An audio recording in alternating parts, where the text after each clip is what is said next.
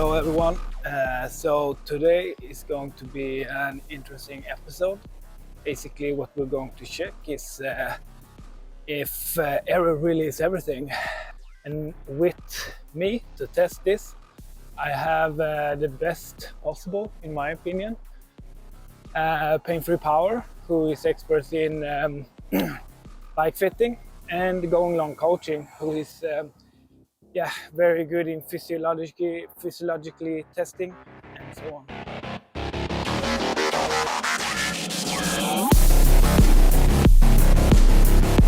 We're using the Moxy sensor today. What are we measuring with the Moxy sensor? Yes, we are using this device, the Moxy sensor. It's measuring the oxygen saturation in the local muscle tissues. So we can see if, how the oxygen is delivering to the muscle. And how can we use this information? Yeah, for this test, we will measure in different positions on the bike, and hopefully, or maybe, we will see if the oxygen delivery to the muscle is changing.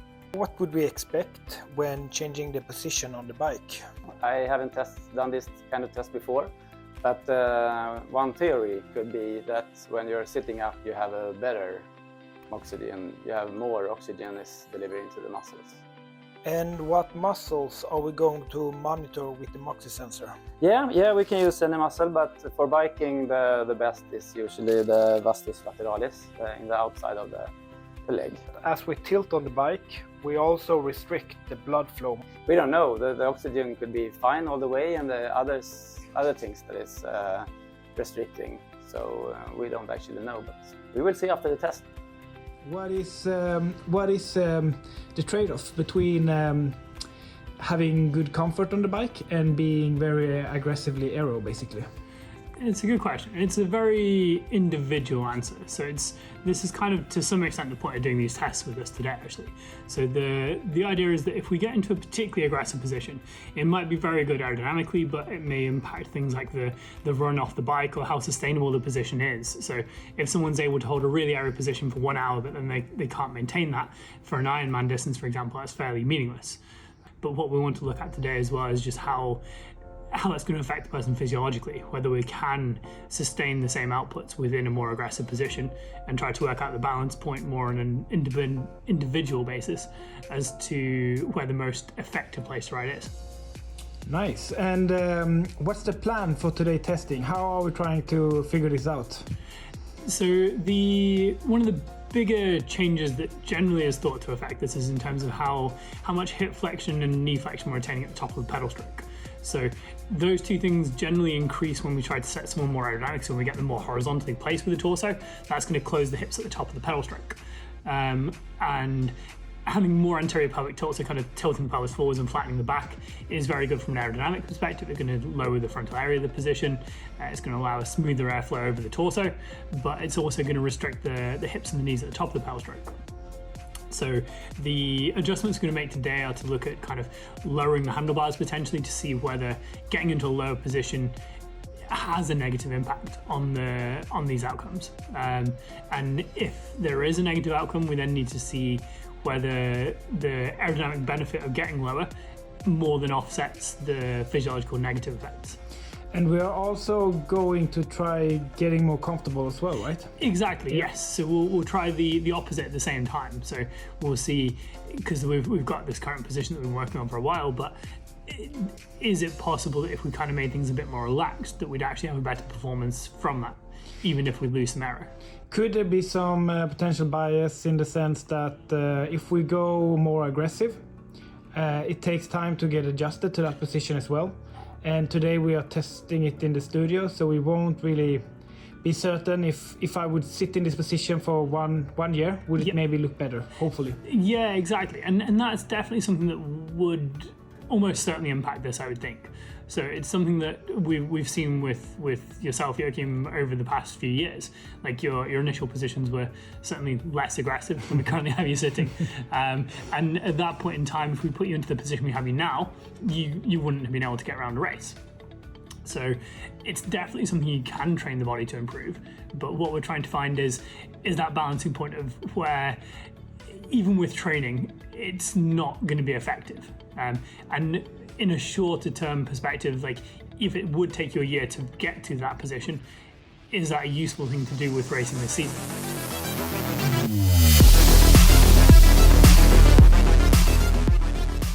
Yeah, so what's the protocol for today, Ron? Yeah, today we are doing 3 times 10 minutes. We're doing 10 minutes in every position and see if we can find anything that differs in, this is the muscle oxidizer, SMO, the heart rate, and we're also doing lactate test for each.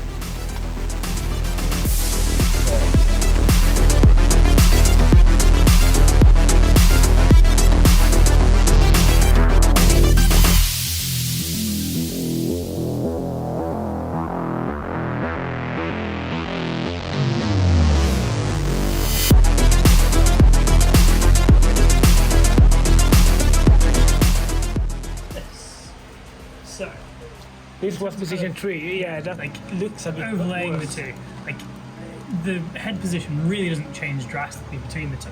So this is like the higher position. See, in terms of like the shoulder position, Yeah. it comes up slightly in the higher bar position, which you'd expect. Yeah. But the head position doesn't really change. Okay. But on the higher bar position, your elbow wasn't actually that much higher up. Okay. On the lower one, it did go down. Yeah. But on the higher one, It's still margin. yeah, within a couple of mil. Yeah. So this is now the lowest position in the baseline. Yeah, yeah. And on the lowest one, we do see everything kind of drops. Yeah. But this part of the back doesn't, particularly in the lowest one. No. So aero-wise, it's But probably my- not going to be much better. My head comes down a The bit. head definitely came down, Yeah. but the top of the back didn't. So No, so pelvic we tilt. still have the same mass, basically. Yeah, and I think your pelvic tilt was almost the same on all three. It tilted slightly more in the lower position. So what was the conclusion from today? Yeah. We wanted to see if there was any difference in the oxygen in the muscle. Yeah. And the blue curve is the oxygen levels. And I think we can clearly see there are a difference between the intervals. This is the first one, the baseline, which is your normal position. And this we went a bit lower. Yeah. So it's a bit harder for you, and then we went up actually, and you can see the oxygen level is higher. Yeah. So I think we can clearly see that it is a rather big difference. I think it's in the first you are like about 35, 40 average, and here you are down to 10, and the average are maybe like 20. Yeah. And then in the last one there are, a bit similar to the first one, but even a bit higher. Yeah. And even the heart rate, you can see the first two are, very similar. The last one, the heart rate rate actually, goes down. it's a bit lower too. So, Exactly.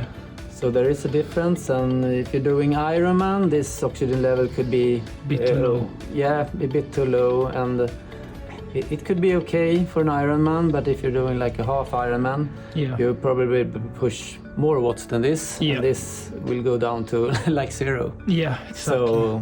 So this position would be very hard today to hold in a half Ironman, I would say. Yeah. Probably even in a full Ironman. So. Yeah. Conclusions from today, which I must say was really insightful. We compared my baseline and my tempo position, and then the second one we saw some obvious difference in muscle saturation, basically meaning that I need more oxygen on that same watt in that more aggressive position, or I am receiving less oxygen to the muscle on that position. And then the final position, where we basically put me on a more comfortable position than what I have my baseline on today, we saw some significant difference as well on on the oxygen saturation, basically meaning that I could actually probably be more comfortable and stay on that same watt for a longer period of time in that position. And what we saw for all 3 tests was that lactate levels was below LT1, so basically somewhere between 0.9 up to 1.4. So we didn't see any big differences between the tests on this one. And what remains to see now is whether we actually see some difference in CDA. I mean, CDA is basically the coefficient drag of aerodynamics. And to do this, we are going to run outdoor tests to simulate real-world experience and basically test each position to see how much is the drawback or the gains for being more aggressive versus less aggressive, basically. And based on that, we can see what kind of position we want to stay on. So that's next up.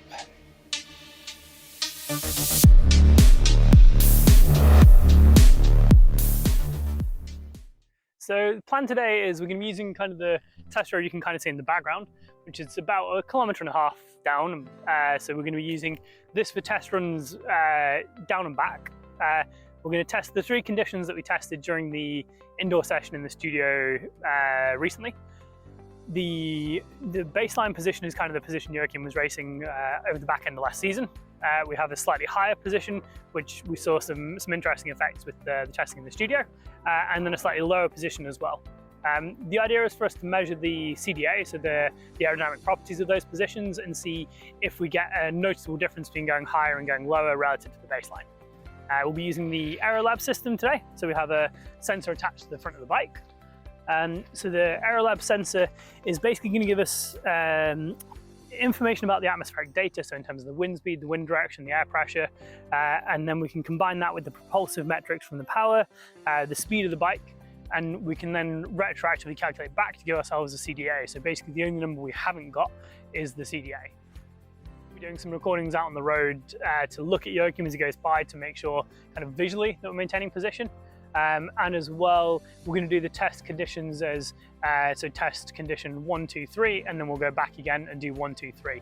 So we can look for just some consistency between those results and make sure that we're not kind of getting an effect where Joakim's kind of warming up as he goes through, for example. So condition 3 might have a bias over condition 1.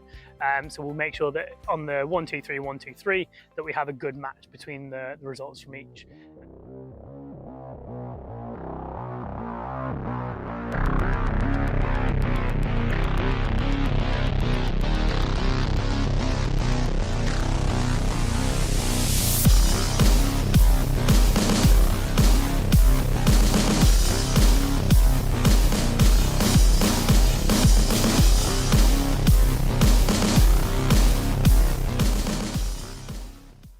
We've done a total of 7 different test runs. We did conditions 1, 2, 3, which was the highest aerobar setting, the middle bar setting, and the lowest aerobar setting. So we changed that by 10 millimeters between each. And then we repeated those 3 conditions as well. So the test runs were condition 1, 2, 3, and then condition 1, 2, 3. And then we did a final test, which looked at using the visor instead of sunglasses in the best test condition, which was actually turned out to be the highest aerobar setting, surprisingly. So I think the results basically showed very, very little difference between the 3 aerobar settings, so between the highest and the lowest. There was a significant difference in feel for Joakim, so he noticed a more uncomfortable setting with the lower aerobar setting, but we didn't see any noticeable improvement in aerodynamics as a result of that, actually. And there would be questions around sort of adaptation, and maybe it's things that we can improve on over time. But in terms of immediate settings, particularly with racing coming up very shortly, there was no reason to set the bars any lower. The reason I think that maybe is happening is that the head position wasn't actually changing as we moved the bars up and down. It was more that we were kind of moving the arms up and down away from the head, and the head was staying in about the same place. We've got a lot of data to run through later on today, and we'll see if there's anything that noticeable elsewise that happened, but the positions generally looked similar.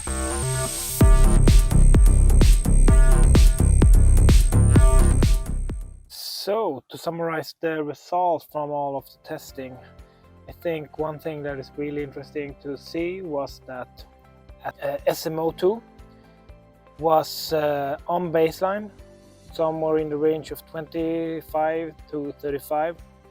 And when we actually lowered the bars 10 millimeters, we saw a significant reduction in SMO2, meaning that it actually went down to 10 at its minimum, but stayed somewhere in the range of 15 to 30.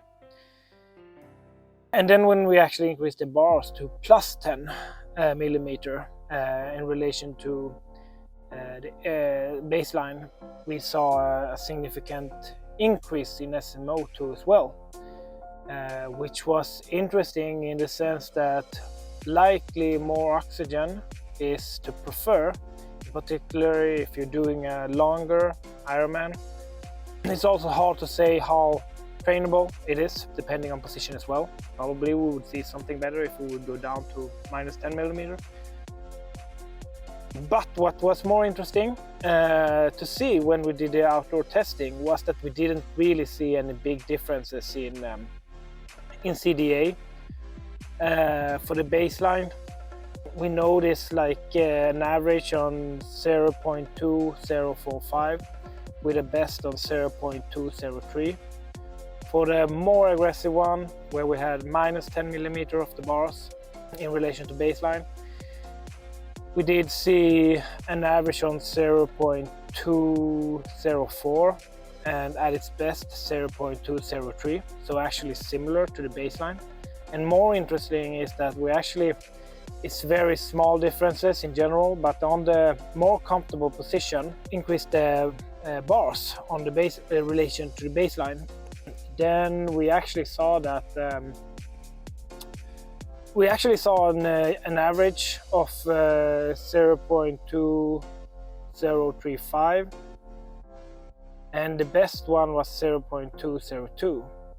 So that was the best one of them all actually, and it's really hard to say if there is any difference at all, since it's just such margins. But still, I think the conclusions from this was that you should always take a full picture into consideration, not only being as aggressive as possible. Because my guess, and this is a guess, is that if you are doing a very aggressive position, meaning you are having less oxygen provided to the muscles, or at least it's restricted in some way, then it's very likely that after, for say like 2 or 3 hours, you will suffer even more.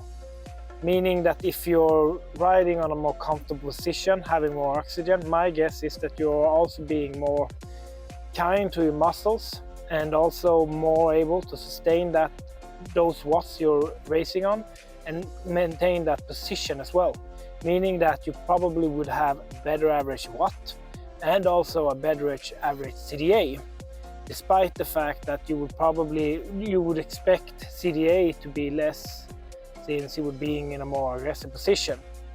And if we're able to maintain higher watt and also keep a lower average CDA in relation to a more aggressive position, well, if that's the case, then we know for certain, if keeping all other factors equal, that we will also have a higher average speed, which is at the end of the day what we usually want to when we are racing. Yeah, understanding what happens when we go more aggressive, I think is something that is not always talked about, but I think is also very relevant. And I think the possibility to look into that with the Moxy sensor gave us all some new insights, which was really helpful also for me and for how I will continue to work with the position in the future.